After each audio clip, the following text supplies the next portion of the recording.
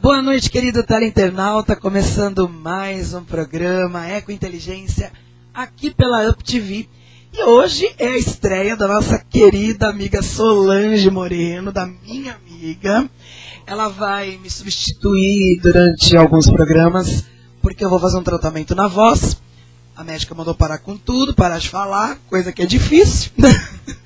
E a Solange vai me substituir com muita classe. Eu tenho certeza que vocês vão ficar em excelente companhia. Tudo bem, Sol? Tudo bem, boa noite. É um prazer estar aqui, fazendo parte desse ambiente, com essas pessoas. E com você. E com certeza você voltará em breve. Eu vou. E espero te substituir à altura. Mas com certeza, vocês vão ver que vai ser um show aqui com Solange. E eu não escolhi à toa, não, viu? Bom, nosso tema hoje é sobre desmistificando o terceiro setor. É algo tão falado, mas tão pouco explicado sobre o terceiro setor, que nós trouxemos a doutora Ana Paula Caodaglio. Tudo bem? Ana Paula, tá tudo joinha? Tudo, boa noite. Ela vai explicar pra gente sobre o terceiro setor, o que é. Vamos tirar dúvidas, eu também não sei nada, acho que Solange também não sabe. Vamos aprender muito. Exatamente. E o teleinternauta que tiver dúvidas, mande o seu e-mail aqui no www.uptv.com.br. A gente vai ler e a doutora Ana Paula vai resolver, vai explicar pra gente. Vamos lá? Eu ia fazer a primeira pergunta. Começando, então, uma pergunta bem ampla, né? Porque acho que todo mundo está curioso. O que realmente é o terceiro setor? Eu acho que é uma ótima forma da gente começar, porque todo mundo diz terceiro setor e sem saber exatamente onde está o terceiro setor. Nós temos o primeiro setor, que é o poder público. Tudo que for administração pública é chamado de primeiro setor. O segundo setor são as atividades lucrativas, comércio, indústria, serviço, tudo que for lucrativo, iniciativa privada, é segundo setor. E o terceiro setor é exatamente o que não é nem público e nem lucrativo. Então, todas as associações, todas as entidades e organizações que não têm uma finalidade lucrativa integram o terceiro setor. Né? Seria isso, uma definição mais genérica. Então, a pergunta é, nada no terceiro setor se lucra? Não existe lucro. E aí nós podemos considerar, então, cooperativas? Não, a cooperativa tem uma natureza diferenciada. Acho que, então, melhor primeiro a gente falar do que é lucro, para entender por que então, o terceiro setor é não lucrativo. Né? Vamos. A finalidade lucrativa ela é entendida como todo o excedente financeiro que se angaria com o trabalho da empresa e, ao final de um exercício ou num tempo menor, dependendo do contrato social da empresa, se distribui para os seus sócios, para os associados. Então, aquele excedente, que é o lucro, é distribuído. Ou, eventualmente, investido na empresa, mas por decisão dos sócios. Tem uma liberdade de fazer isso. Não lucrativa é a entidade que, se tiver excedente financeiro, obrigatoriamente vai aplicá-lo dentro dela mesma, para se manter, para crescer. Pode comprar sede, ampliar projetos, pode desenvolver projetos próprios com esse dinheiro que ela angariou, mas ela não pode em nenhum momento distribuir nem para os seus diretores e nem para os seus associados a qualquer título. Não pode fazer uma festa para os associados, por exemplo. Credo! Mas, então não tem salário? Não, salário tem. Salário não é lucro. Salário é contrapartida pelo trabalho prestado. É a prestação de serviço, que recebe pela prestação.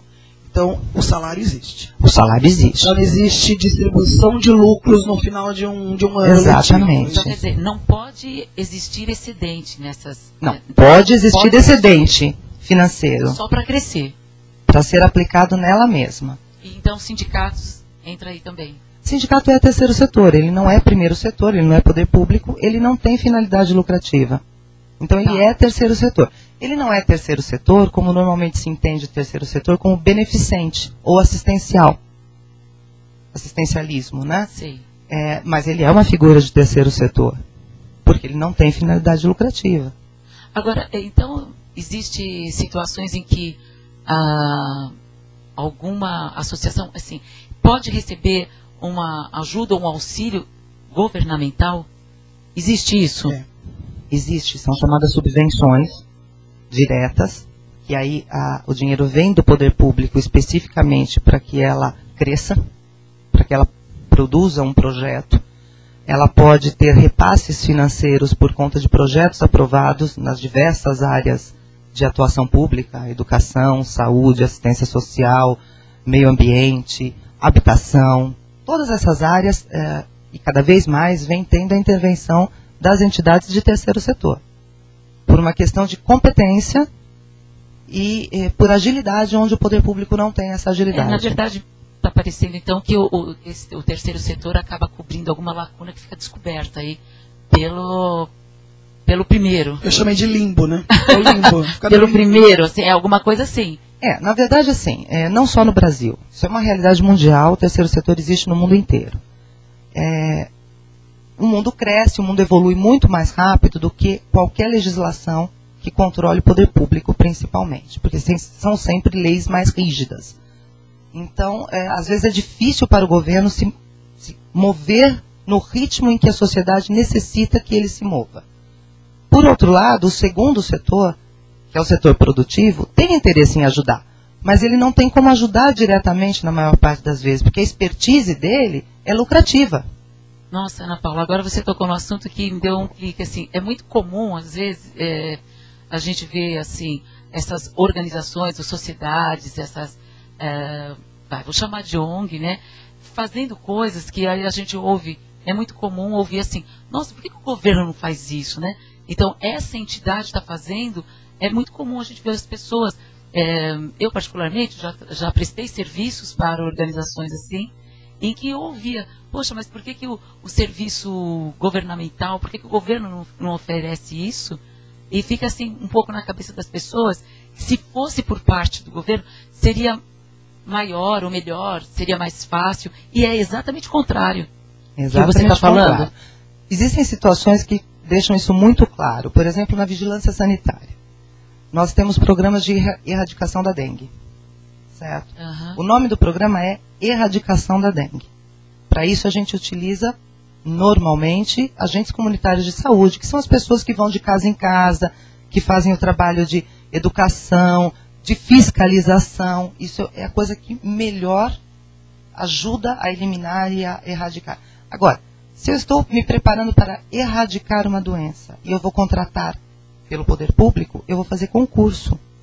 Eu vou transformar agentes comunitários em servidores públicos vitalícios.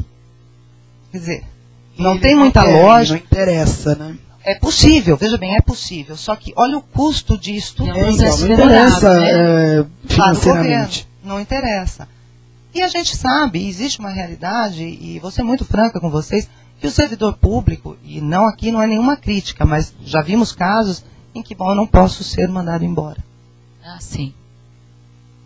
Mesmo que eu não esteja lá. Não, e também tem toda a burocracia, né? Se vai ser aberto um edital, existe um período para esse edital acontecer, aí tem a seleção, aí tem o recurso, e aí, quer dizer... Especificamente, vou te interromper um pouquinho, especificamente no caso de agentes que a gente estava comentando, tem um outro detalhe. É necessário, inclusive por normativa do Ministério da Saúde, que o agente more na região onde ele vai atuar. Lógico, é melhor que ele conheça os vizinhos, porque, sim, afinal de contas, ele vai estar indo na casa das pessoas. Claro. Agora, se eu faço um concurso público, como é que eu posso dizer, bom, aqui em Santo André, para o bairro tal, só aceito inscrições de pessoas que morem lá? Eu estou ferindo um princípio constitucional, que é o da igualdade no concurso. Exatamente. Então, são também, né? São essas situações limítrofes que o terceiro setor consegue atuar com maior agilidade e com mais competência no resultado. Também existe a possibilidade que você não tem em relação ao primeiro setor de cobrar pelo resultado. Uma parceria, um termo de parceria com o MOCIP, ele implica em metas. Se não forem cumpridas, pede-se repasse. Eu não tenho como exigir metas no poder público. Não deu, não deu. O serviço não foi bom, Vamos tentar ano que vem. Por isso vai empilhado de coisa lá. Papéis. É verdade. Não vai nada. Olha, não tem e-mail. Tem um e-mail do Leandro. Meu querido Leandro do Mundo da Dança, que vai estar com a gente aqui. Quero mandar uma maravilhosa noite para todos e que a semana de todos seja abençoada por Deus. Abraços. Obrigada, Lê. Um beijo, viu? Em breve você estará aqui. Tem mais um. Acabou de chegar. Camila, do Rio de Janeiro. Tudo bom, Camila? Quais as etapas que existem para a aprovação de um projeto apresentado por uma ONG? Boa pergunta. Depende da certificação dessa entidade. A gente começou a falar um pouquinho de terceiro setor. Você tem entidade beneficente, normalmente na área de assistência. Você tem fundações, você tem OCIP, que são organizações de interesse público. Você tem organizações sociais. Cada uma delas tem uma forma de contratação. Preferencialmente em todas por concurso público de projetos. Um concurso público de projetos, ele não é bem uma licitação. Numa licitação, o governo vai ao mercado e diz: preciso de tal produto ou de tal serviço com essa especificação. E ganha-se pelo menor preço. Num concurso, em tese, num concurso de projetos, você inverte um pouco essa lógica. O governo diz o seguinte: eu tenho um problema com educação neste município, tenho 1 milhão, 2, ou enfim, qual seja a verba que ele tem para gastar durante 1, 2 anos, 3 anos, e eu quero soluções técnicas. E ganha a melhor solução técnica dentro do teto oferecido. Também não adianta ser uma solução maravilhosa com o teto para fora. Essa é a forma ideal de contratação, é a forma mais transparente, é a forma em que qualquer entidade pode participar e vai se discutir solução técnica para o projeto. E não simplesmente executar o que o governo quer. Então a minha pergunta o terceiro setor, essas entidades, elas não criam o projeto, elas pedem o projeto de fora? Ou não necessariamente? Não, o ideal é que elas criem o projeto. Porque senão elas estão terceirizando algo que seria do terceiro setor, não é isso? Não, senão, na verdade, assim, elas estão quarteirizando a coisa. Na verdade, o que a gente vem batendo muito e com o profissionalismo que está crescendo nessa área, a gente vem notando essa diferença, é que no início o governo buscava muito as associações exatamente para terceirizar o seu serviço. O que ele deveria fazer, não conseguia fazer, então alguém faz. Só que ele mandava como, onde, de que jeito fazer. Então ficava uma coisa realmente meio sem sentido, porque então executa direto. Ao longo do tempo e com as mudanças de legislações que nós tivemos de 98, 97 para cá, se criaram essas formas de contratação por projeto, em que a técnica deve ser oferecida pela entidade. A solução, a proposta de solução é da entidade. Então, deixa eu ver se eu entendi. Esses projetos vêm da onde? Eles são a partir de uma necessidade. Ou pode ser a partir de uma necessidade. Eu não entendi. Quem pede o projeto? Normalmente, quem pede o projeto, quando é contratação, é com o poder público. É o poder público. Poder público que pede esses projetos para o terceiro setor. Então, a partir da necessidade do poder público. A necessidade do departamento. Muito mal comparando, imagine o seguinte: imagine que você tem um terreno, você quer construir uma casa e você tem uma verba para construir essa casa. Então você vai para o mercado e diz o seguinte: eu quero uma casa de 3 quartos, com esta verba neste terreno. Agora, de que jeito vai ser essa casa? Qual a funcionalidade melhor que pode ser oferecida? Esse é o projeto da instituição. Então, se é uma casa térrea, se é uma casa com acessibilidade, o outro oferece uma casa maravilhosa, mas não tem acessibilidade, isso vai ser analisado no concurso de projeto. Tá, e aí nesse caso, então, pode quem está inserido no terceiro setor pode se candidatar, entrar com o seu projeto, eu posso entrar com o meu projeto, a Isa pode entrar com o projeto dela, se ela está numa outra organização. Né? É uma licitação com critérios diferenciados. E menos burocrática, que vai acontecer essa escolha num tempo menor do que se fosse daquela maneira que nós acabamos de falar, naquele edital, em toda aquela burocracia. O edital ele é simplificado exatamente porque, na verdade, se pede a solução e não se compra a solução. Pronto. Entendi. Então tem essa simplificação.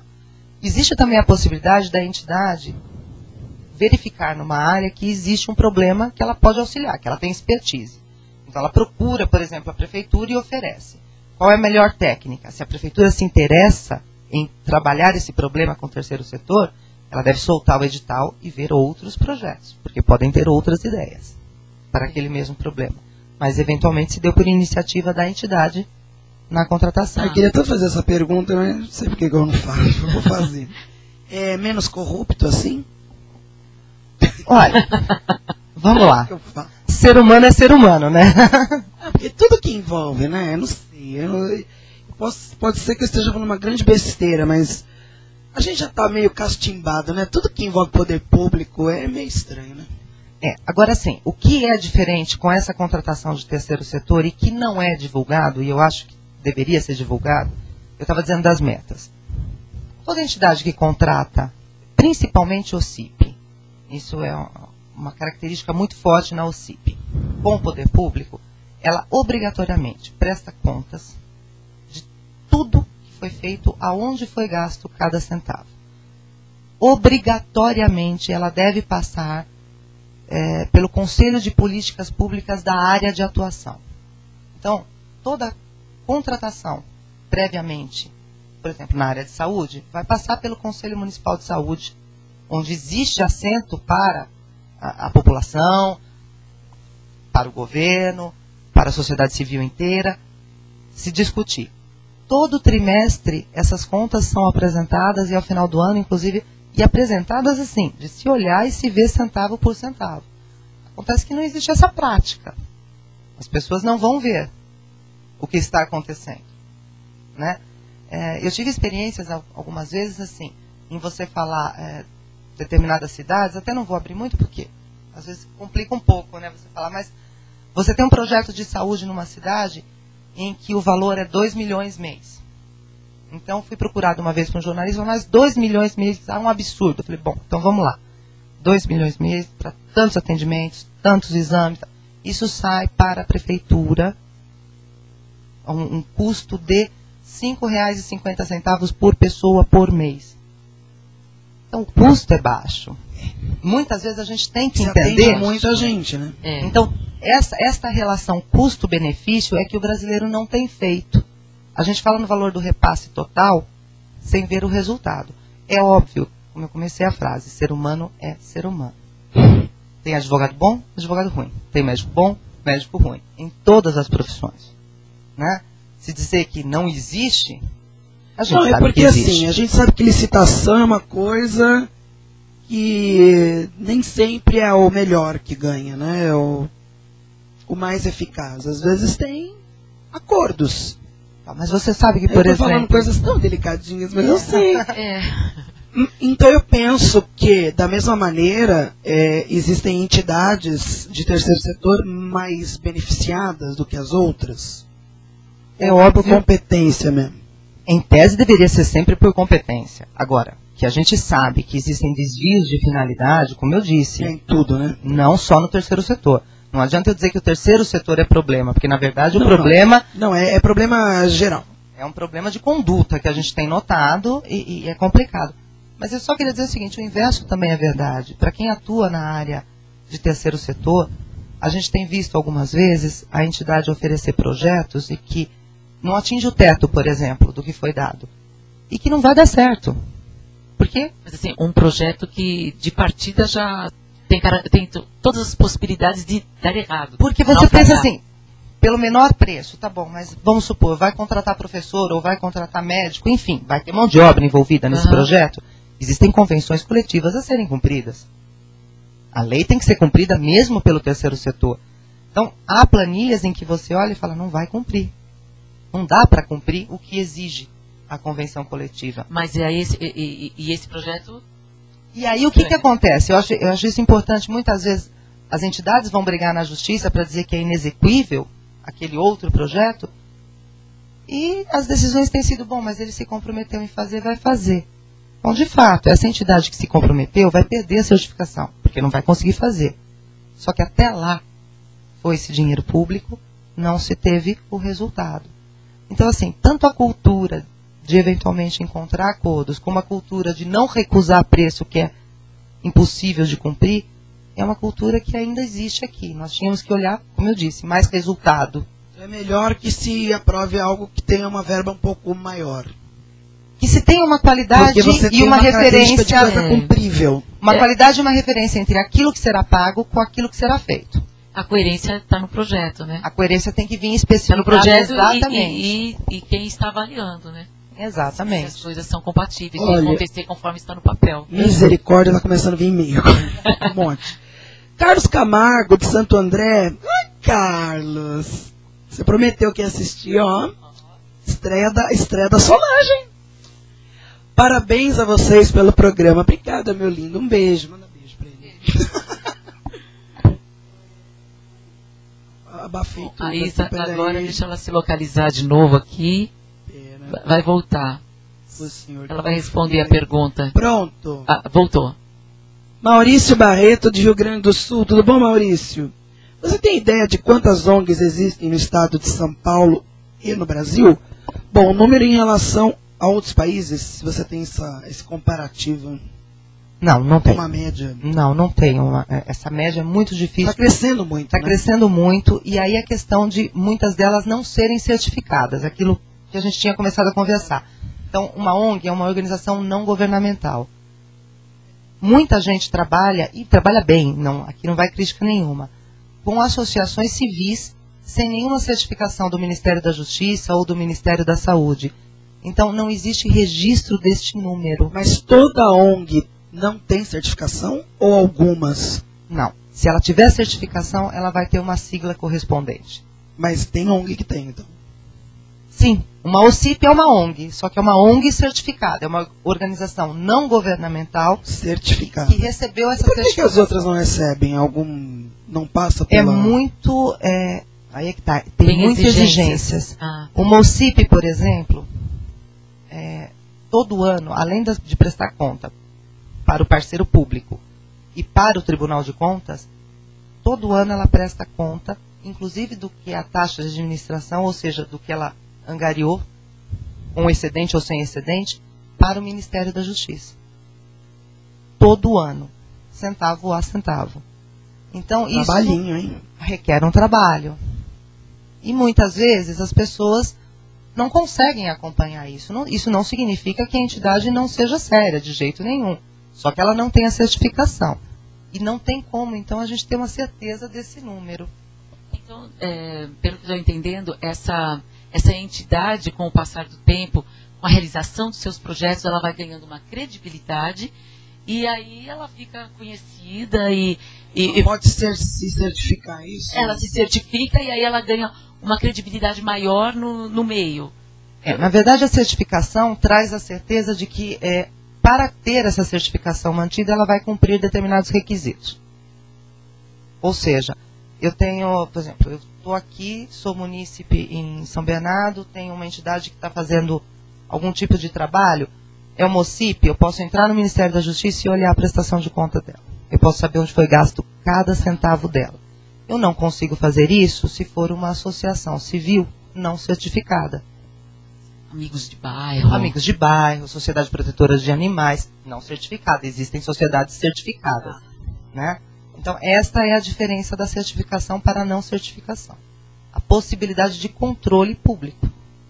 Tem uma ideia do que mais tem? Qual é o tipo de entidade que tem terceiro setor em maior número? Além das ONGs, né, não certificadas, que realmente qualquer local você tem muita associação de bairro, pais e mestres, tem muita gente que se reúne para fazer um trabalho, então existe muito. Cresceu muito o OCIP. Nós tivemos um crescimento muito grande. O que é o OCIP, para quem não... É uma organização da sociedade civil de interesse público. Então ela tem a natureza privada, mas sem finalidade lucrativa, né? Esta tem que se certificar todo ano junto ao Ministério. Mas nós tivemos um pico de crescimento, logo que isso em 99 foi a lei, teve um pico de crescimento e hoje já tem mais uma estabilidade, porque é difícil manter. É difícil todo ano prestar conta, então perde-se essa certificação. E existe um crescimento muito grande no país como um todo das OS, principalmente na área de saúde, organização social. Que são as OS que vêm mantendo e gerindo a maior parte dos equipamentos públicos, Mário Covas, uma boa parte dos equipamentos de saúde públicos são geridos por organizações sociais. Quando você fala Mário Covas, é o hospital aqui de Santo André, Mário Covas, público, né? É uma organização social que veio da fundação, né, mas foi criada especificamente para isso, que é um jeito então correto. Não é público. Eu achava que A ele era... organização social é uma entidade de natureza privada sem interesse lucrativo. Quer dizer, tem então iniciativa privada sem interesse lucrativo? Que é isso? Que é isso? Então, mas no caso do Mário Covas, aí tá misturado, né? Porque tem... O hospital é público, gerido por uma entidade. Mas tem também a ajuda do governamental. Não, o repasse é público. Ele é público. O repasse é público. A gestão deste repasse e do funcionamento que é da entidade. Gente, mas isso não dá conflito? Pois é. Não, porque veja bem, o que acontece? Vamos fazer uma coisa muito simples de você avaliar, por exemplo. E eu tenho certeza que tem gente que não vai gostar muito, mas enfim, vai. É fato.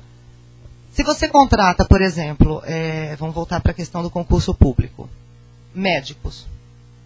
A maior parte dos concursos públicos para médicos acabam sem pretendentes, sem interessados. Por quê? Porque é um fato que o mercado paga mais. Se você abrir uma clínica... Ou se você fizer vários plantões em vários hospitais, você vai ganhar muito mais. Outra, o poder público tem um teto. Então, se ele é municipal, o teto é o salário do prefeito.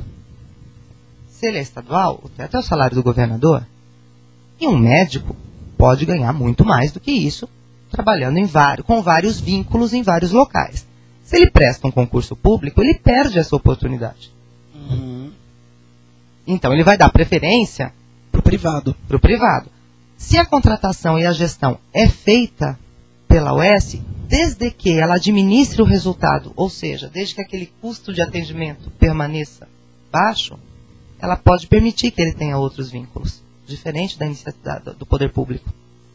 É a agilidade e a flexibilidade que tem a iniciativa privada atuando no segmento público. É Bom isso. Nossa, eu não sabia mesmo. Tem mais uma pergunta aqui. Justino de Brasília. Tudo bom, Justino? ONGs estrangeiras podem desenvolver algum trabalho de projeto no Brasil? Não há nenhum impedimento. Há, sim, restrições para recebimento de recurso público. Mas existem entidades que trabalham com a iniciativa privada e não há Eles problema podem ganhar nenhum. um subsídio lá para vir para aplicar aqui também pode. Agora, se for atuar em política pública, de saúde, de educação, de habitação, pode, desde que haja algum tipo de convênio entre o país que está subvencionando e o nosso. Existe alguma coisa assim na prática? Eu confesso, desconheço, não tem nenhum. Existem alguns projetos, sim, conheço muito pouco, específicos, que ganham subvenções estrangeiras, mas usualmente geridos por entidades brasileiras. Então, complementando, tem a Célia Souza de Manaus.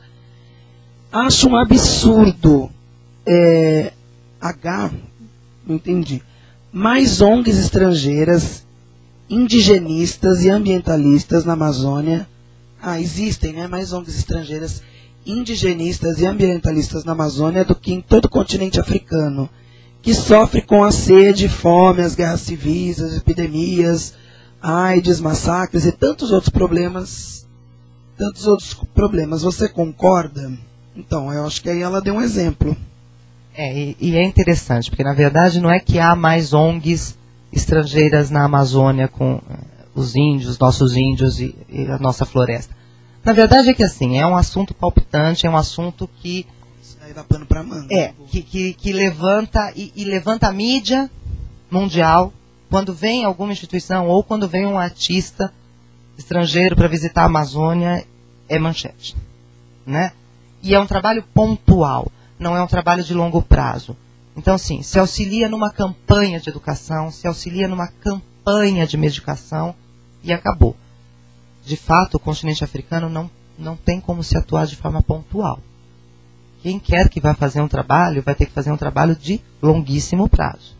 E aí as pessoas, infelizmente, perdem o interesse. E deixa de ser manchete. Mas desculpa a franqueza, desculpa... Mas é um Não, fato. é verdade, é bom fato. falar. Ó, Yasmin de Curitiba. Qual a diferença... Ah, é legal essa pergunta. Qual a diferença de ONG, instituição e associação? Todos eles são terceiro setor. Como diferenciar um do outro? ONG, instituição ou associação não tem diferença nenhuma. Você está chamando uma associação por diversos nomes. Ela é uma associação, de qualquer forma, é uma associação civil. Né? Ela não vai ter outra certificação. O que pode ocorrer é que essa ONG ou instituição ou associação se certifique por algumas dessas, ou pelo Ministério da Justiça, ou pelo da Saúde, ou pelo da Educação, e obtenha essa certificação. Agora, se na criação foi chamada de instituição, instituto ou associação, não há diferença nenhuma. A única diferença grande que existe é quando a gente fala de fundação. A fundação é uma associação que, para ser formada, necessita ter um imóvel. A fundação. Então, alguém doa esse imóvel e ele vai ficar gravado para a fundação. Isso é um requisito. Você não consegue criar uma fundação sem isso. Ah, é? É. E ela tem o acompanhamento e a intervenção direta do Ministério Público. Então, todas as contas da fundação, da mesma forma que a OCIP manda as suas contas para o Ministério da Justiça, a fundação manda para o Ministério Público. O Ministério tem intervenção direta. Interessante essa coisa da fundação. Eu sempre tinha dúvida sobre essa questão da fundação. Qual era a diferença? Como ser uma fundação? A diferença é o imóvel. É o imóvel, parte do imóvel. É o patrimônio, né, que a gente diz. Você já começa uma instituição, que é uma fundação, com uma raiz, né? Um bem de raiz. Né? É fundado, ele é um bem de raiz. Mas não tem fins lucrativos. Não tem fins lucrativos também. E por isso ela tem a fiscalização do Ministério Público. Por exemplo, a Faculdade de Fundação Santo André não tem lucro. Não tem. Não tem. E eu estava pensando, eu não sei talvez eu posso falar, mas eu vou falar. Eu estudei na Fundação Santo André, a hora que você falou de fundação, porque na época que eu fiz faculdade lá, eu pagava uma mensalidade, né? E em determinado momento, nós todos recebemos de volta um valor porque tinha sido arrecadado a mais. E na época nós... Então, isso é um bom exemplo. Então, agora, você está falando...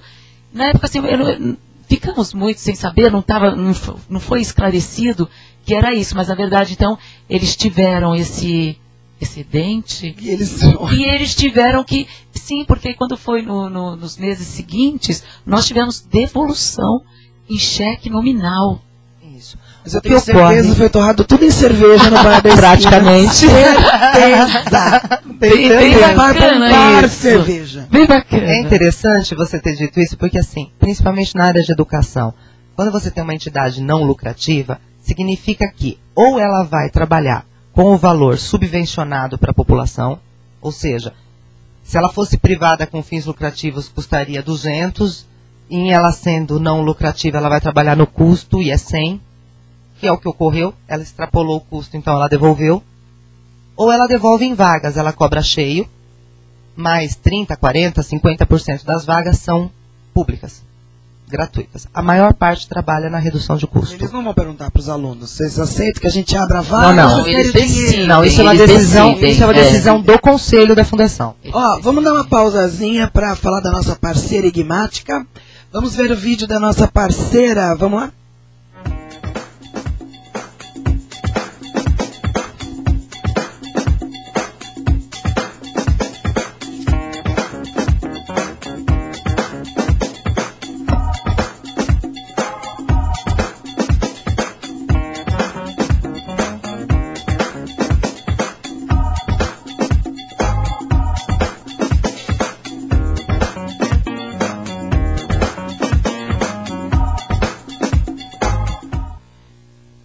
Igmática com a professora Inês Loyola. Se você quer ter aulas de COBOL, acesse www.igmatica.com.br. Não perca essas aulas, porque são muito importantes para você que quer trabalhar na área de COBOL. Vamos voltar aqui. Tem uma pergunta da Marlene de Santo André. ONG é uma associação nacional ou internacional, ou pode ser as duas? ONG, a gente tinha falado, né? Lá atrás. É uma associação, como ela não é certificada pelos nossos órgãos nacionais, ela pode ser, sim, internacional, não há problema nenhum. Mas se ela for internacional, ela vai ter, obrigatoriamente, que ter uma representação instalada aqui, como qualquer, e aí, muito parecido com o segundo setor, qualquer empresa multinacional que venha para cá vai ter que ter uma representação aqui, vai ter que ter um CNPJ próprio aqui. Né? Bacana, hein?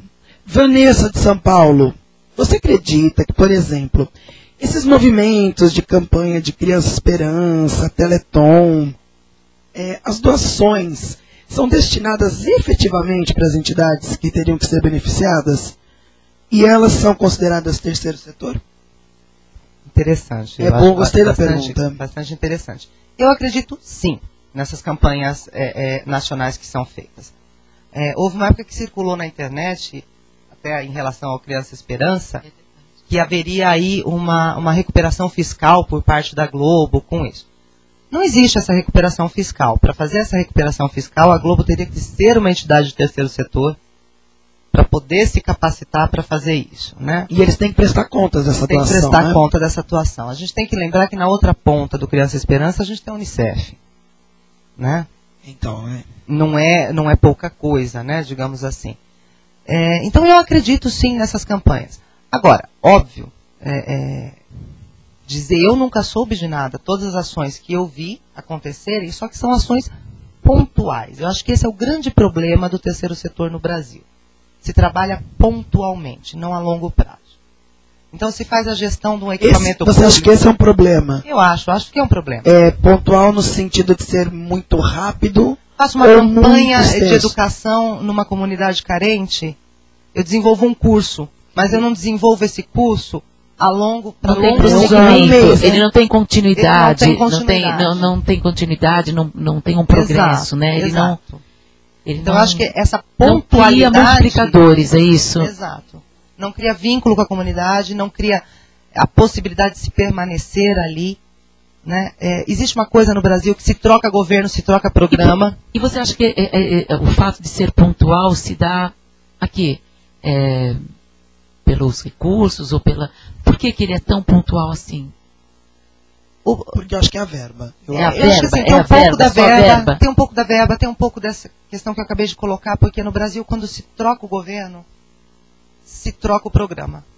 Tá. Independente do resultado que ele tenha. Trocou o governo, eu não vou dar continuidade. Não vou fazer o que o outro começou. Não vou fazer o que o outro... Mesmo que está dando certo, eu não vou fazer. É a velha história de não se analisar resultado, se analisar custo sem o benefício. Né? Então não se assume programa de terceiros. É tudo muito pessoal no Brasil. Né? A gente pode até dizer que assim, a gente fala em partido político, mas a gente tem nomes. A gente tem políticos, porque não tem fidelidade partidária, não tem programa partidário. Então, é muito isso. O João se elegeu, fez, deu certo. Entrou a Maria, falou, não, mas se é do João, não é mais. Muito bom. Douglas de Fortaleza. Tudo bom, Douglas? Gostaria de montar uma ONG. Qual o procedimento? Quais as exigências? Existe muita burocracia? Sim. Existe sim, Douglas. Alguma burocracia você vai ter, não tem como. O primeiro momento é achar pessoas interessadas em partilhar essa criação com você. Você vai ter que definir a área de atuação, especificamente aonde essa associação, essa organização não governamental irá atuar, vai montar um estatuto, vai registrar esse estatuto no cartório, vai requerer o CNPJ, né? E a partir daí começar a atuar. Depois de 1 ano de atuação, você já pode imaginar se você vai querer fazer opção por uma certificação de OCIP ou alguma outra. Mas, Ana Paula, no começo dessa ONG, as pessoas envolvidas nessa ONG, elas vão ter que gerir com seus próprios recursos. Elas vão ter que... Pode ser com o próprio recurso, pode ser com doação, pode ser com parceria com a iniciativa privada ou mesmo com a pública. O problema da pública é que existe a pressão pela experiência anterior, né? Que é também um grande contrassenso, né? Mas existe, né? Agora, isso pode ser resolvido... Assim, eu posso abrir a minha ONG e já sair batendo de porta em porta para conseguir doações? Pode. Apoio sabendo que você será cobrado em mostrar onde usou. Certo. Né? Porque quem doa pode lhe pedir. Sim. Não pode comprar o Porsche. Não pode comprar o Porsche. Você tem que oferecer a tal a contrapartida. Né? Agora, o interessante é assim. 2 distribui. Deixa eu só colocar uma coisa que é interessante para quem tiver interesse em começar uma instituição. A gente fala de experiência, mas você pode agregar experiência na sua recém-criada instituição. Você pode trazer para a sua instituição pessoas que já tenham prestado serviços em outras entidades. Que já tenha que já tenham, então, a responsabilidade técnica comprovada para que você possa se qualificar num concurso. Isso é bom. Ronaldo Serras Gaúchas, você acha que as ONGs cumprem o seu papel na maioria dos casos ou não? Tem que cumprir o que ela disse. Se não cumprir... Eu acho que sim. O problema é que na maioria dos casos é pontual e a população não sente o resultado. Não sente o resultado. Mas ela cumpriu. Aquelas pessoas foram atendidas. Certo. Ela desenvolveu aquilo que ela se comprometeu a fazer. O Caio de Campinas. Isso aqui a gente faz pro final, tá, Caio? Como posso entrar em contato com a doutora? Então, já a gente passa o contato, tá bom? Giovana de São Caetano. Estas muitas empresas apoiam ONGs. Vocês podem dizer se sempre são idôneas essas iniciativas ou muitas vezes podem ser de fachada? Eu acho muito interessante a pergunta porque remete para uma coisa que a gente estava falando, que é a falta de fiscalização. Quando a parceria é feita com a iniciativa privada, a fiscalização é rigorosa. Então, por exemplo, a própria Petrobras, que é pública, estatal, mas tem uma prática de contratar o terceiro setor para projetos especiais, ela é extremamente rigorosa na aprovação dos projetos. É mesmo, até para patrocínio todo. Né? E no controle, porque ela tem uma cultura de iniciativa privada, embora uma empresa estatal. Quando você fala de bancos que abrem fundações, eles são rigorosos demais com tudo aquilo que acontece, porque é da cultura do empresário não perder dinheiro. Sim. Então, quando ele contrata com uma associação, ele contrata com esse olhar. Estou fazendo fomento social, quero devolver parte do que ganho para a comunidade. Mas é para a comunidade, não é para que seja desviado. Cunha de Recife. Meu sonho, conseguir mais recursos para a minha ONG. O que devo fazer? É boa, Cunha. Boa, Cunha. Olha, importante lembrar que, principalmente o governo federal, tem diversos canais, através dos sites, nos diversos ministérios, de repasses de terceiro setor, de repasse financeiro, e que não são utilizados. Todos os anos é um monte de verba, muito dinheiro, que vai embora, que não é utilizado. Porque não são apresentados projetos para essas verbas. Então, aconselho acompanhar o site e ter muito cuidado na elaboração do projeto. É chato, é trabalhoso, é burocrático, mas bem encaminhado, com certeza existe verba para trabalhar com o governo. E qual é a sua experiência, Ana Paula, de acompanhamento de ONGs, de orientação, esse seu trabalho de estar orientando o terceiro setor? Como isso se dá, assim, essa sua assessoria? Qual as maiores dificuldades desse contato que você tem? Né? Isso é comum? É comum um problema de uma instituição aqui, São Bernardo, de Santo André, com alguma outra de uma localidade mais afastada, mais periférica? Não. Cada instituição tem seu próprio histórico, cada instituição normalmente tem seu próprio obstáculo a ser vencido, inclusive por culturas regionais. O olhar que se tem no terceiro setor em São Paulo é diferente do olhar que se tem no Norte, Nordeste, no Sul. São entendimentos. É regional? É regional. Embora a lei seja federal, mas este entendimento do terceiro setor, no Sul existe uma prática em alguns pontos maior. No Norte e Nordeste também. Né? São Paulo na saúde tem, na educação já não tem essa prática. Então, dependendo de onde está a instituição e o que ela está fazendo, são as dificuldades que a gente vai ter que auxiliar. No escritório a gente trabalha desde a criação, auxiliar na criação da instituição, nas assembleias de criação, na formulação do estatuto, buscando prever a maior parte de objetos que possam atender, para que depois não perca um concurso porque o objeto não previa exatamente aquela atividade, né?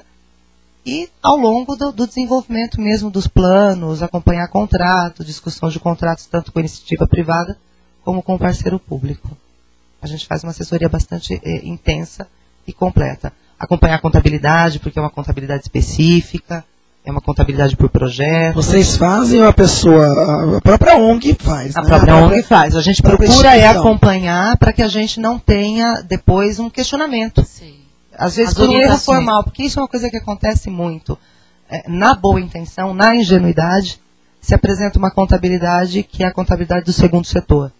Isso pode gerar problemas. Certo. Né? Então, assim, esse olhar, esse cuidado com cada uma das...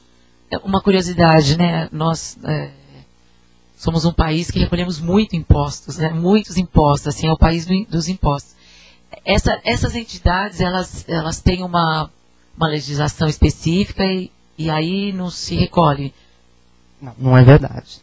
Não é verdade? Não é verdade. Não, porque assim, eu acho um absurdo tudo que a gente recolhe de imposto. Então, assim, essas que já estão fazendo um trabalho que o primeiro setor deixou o buraco lá, está deficiente. Não, o governo não abre mão, não. E mesmo assim, ainda existem impostos que têm que ser recolhidos? Veja, o que existe assim, na instituição beneficente, certificada como beneficente, ela tem sim uma redução da carga tributária bastante grande.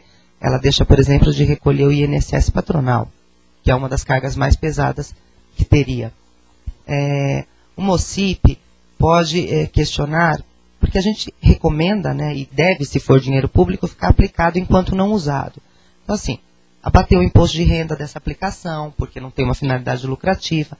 Mas na contratação de mão de obra, o MOCIP, o MOES, uma fundação, uma ONG, vai ter exatamente o mesmo custo que uma empresa.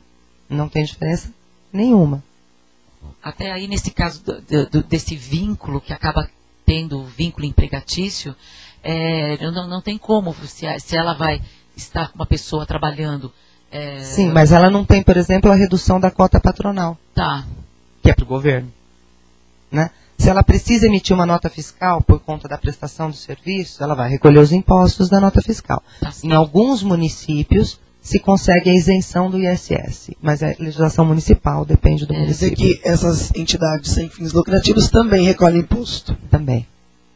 Sem ter no lucro. Brasil, Ela tem uma PD, o que é que Ela não tem que recolher imposto e não pode ter lucro. O que é que não recolhe imposto? Até então, autônomo não recolhia. Agora tem aquela empresa individual, né? É para recolher imposto. Isabel, deixa eu te falar. No Brasil, até produto feito com material reciclado recolhe imposto. E maior do que o produto novo. Você está brincando. Por isso que é mais caro. Por isso que é mais caro. Exatamente por isso que é mais caro o papel reciclado do que o novo. É mais caro.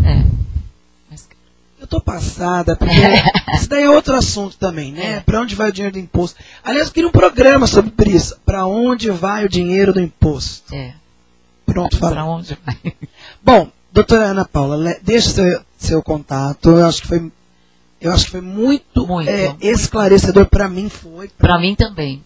Eu acho que para o teleinternauta também. Eu não sabia nada de terceiro setor. Eu acho que daí já dá para ter uma boa noção para quem quer abrir, para quem quer né, se inteirar e ter a sua organização ou melhorar, enfim. Deixa seu contato aí. Meu telefone no escritório é 4177-1742 e a gente está aqui em São Bernardo à disposição. E o e-mail do escritório tem e-mail. Caldaglio, que é meu sobrenome, @caldaglio.adv.br. Ó, Caldaglio se escreve C-A-O-D de dado A G-L-I-O. Caldaglio. @caldaglio.adv.br. Você é formada em Direito, é advogada? Sou advogada. E resolveu ir para esse setor. Como é que você descobriu isso? Não quero só... Não, na verdade, eu acho que é uma coisa que aconteceu meio naturalmente. Eu comecei a prestar serviço voluntário em algumas instituições. Legal. E me interessei, e achei que era uma matéria muito diferente daquilo que a gente vê no dia a dia, no empresarial, né? é bastante diferente. E, naturalmente, acabou se transformando aí numa especialização. E aí você começa, obviamente, a estudar e querer fazer curso. E aí eu me especializei. Tem muita gente na tua área fazendo isso na tua área ou é pouca gente? Olha, hoje já temos mais pessoas, mais colegas trabalhando na área, né? Mas é uma área muito recente ainda.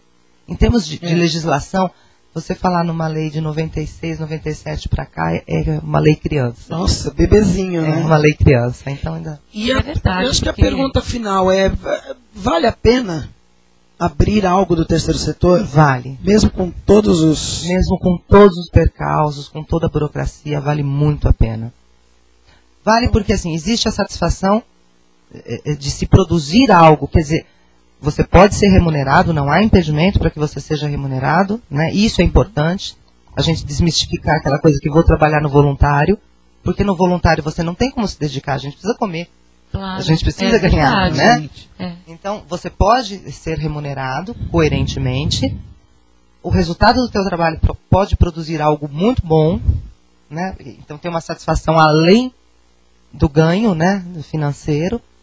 E se fizer da forma correta, não há por que ter preocupação, né? Muito bom. Olha, para encerrar, Solange, tem mais um último e-mail aqui que acabou de chegar. Ciro Meirelles, de Salvador. Tudo bom, Ciro? Parabéns por esse programa que veio esclarecer o que é uma ONG, mostrar como funciona. Tem que ter muita coragem, boa vontade, muita disponibilidade para fundar uma instituição dessa, porque a burocracia é muito grande. Eu já fiz parte de uma associação de bairro e sei que tem que ter muito amor para participar desses trabalhos. Gostei muito, pessoal. Valeu. Muito obrigada, Obrigada. Eu também gostei do programa. Eu também gostei muito. Aprendi muito. Foi muito bom. E eu adorei a estreia da Solange no nosso programa. Quer deixar algum recado, alguma coisa? Deixar um recado que segunda-feira que vem eu tô aqui com vocês. Tá, fala o... Então vamos lá. Semana que vem é a Solange sozinha. Sou eu aqui, tá? Né? Solo. Nós já temos aqui... Aqui, ó. Aqui. Vamos... Esta pessoa vem a semana. Então, na próxima segunda nós vamos ter conosco o professor Hélio Ramos de Oliveira, que ele vai nos falar sobre o projeto ambiental que ele está realizando na escola onde ele leciona. Muito interessante também, né? Então, convido todos vocês, internautas, a estar ligados aqui segunda-feira que vem.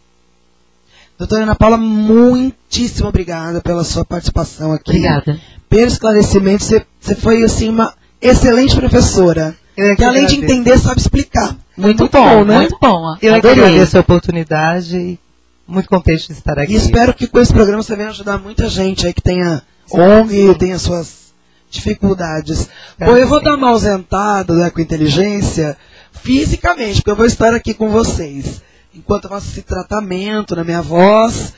E vocês vão estar na companhia da Solange a semana que vem, na outra. Mas eu volto. Às vezes eu venho fazer o programa junto com ela, se eu achar que dá. E espero que vocês tenham uma excelente semana. Fiquem com Deus. E até segunda-feira que vem. Até segunda. Beijo.